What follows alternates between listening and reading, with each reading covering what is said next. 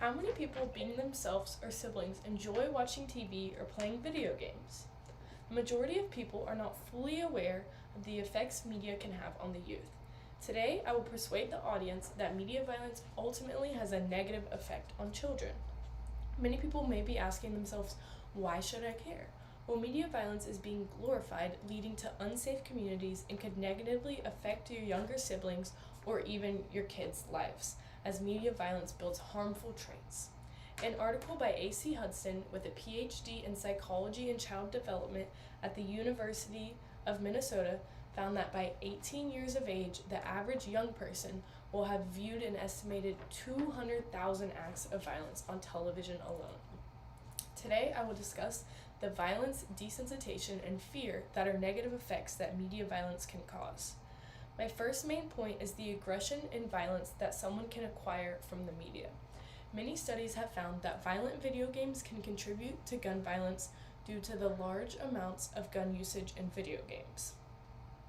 An article by Aaron Wick, who graduated from Duquesne with a master's in science of media arts, found in a 2017 Pew that 65% of adults believed video games contribute a great deal to gun violence. Leading to my next point, Anders Breivik, who's a Norwegian mass murderer, claimed that after being arrested, that he practiced for his mass shootings by playing Call of Duty in his room. By playing the game, he gained paranoia instinct in shooting many people, which ultimately helped him prepare for it happening in the real life. Many wonder about the seeming coincidence between the two and how it may impact others. Lastly, video games can instigate thefts. Ron Mouton, the co-founder of Peaceaholics, an anti-gang organization, found that while holding a study group, a young man had told him before starting to play video games he never would have gotten into stealing. But because of video games, he stole cars, which ultimately led to violent carjackings just like in the game. My next main point is that media violence can lead to desensitization. Raoul Huseman, who led the aggression research program at Institute, found that with repeated exposure to violence, negative emotional responses habituates, and the child becomes desensitized. They can then think about and plan aggressive acts without experiencing a negative effect. Violence in the media can also make it easy to commit crimes and deal with the gore.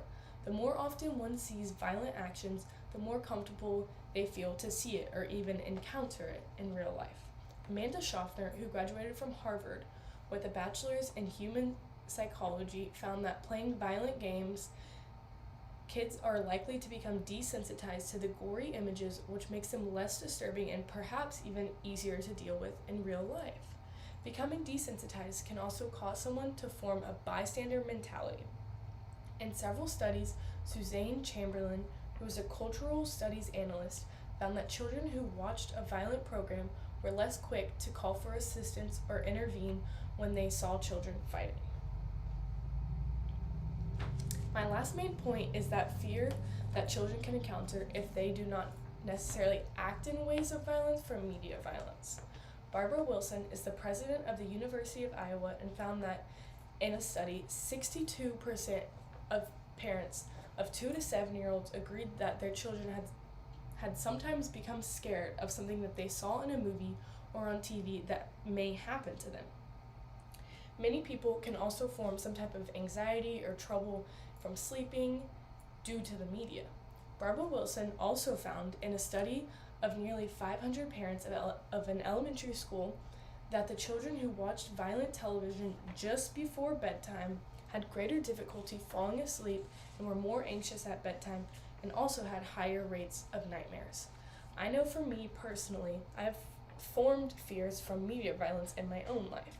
Growing up, I once watched Jaws about sharks and have previously had nightmares about shark attacks, and I am even still scared to this day about swimming in the ocean with fears of sharks in the water.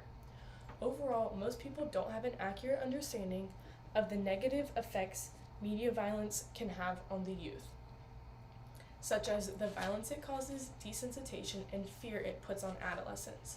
The question I want to leave you with today is, without media, what would the violence in today's world look like?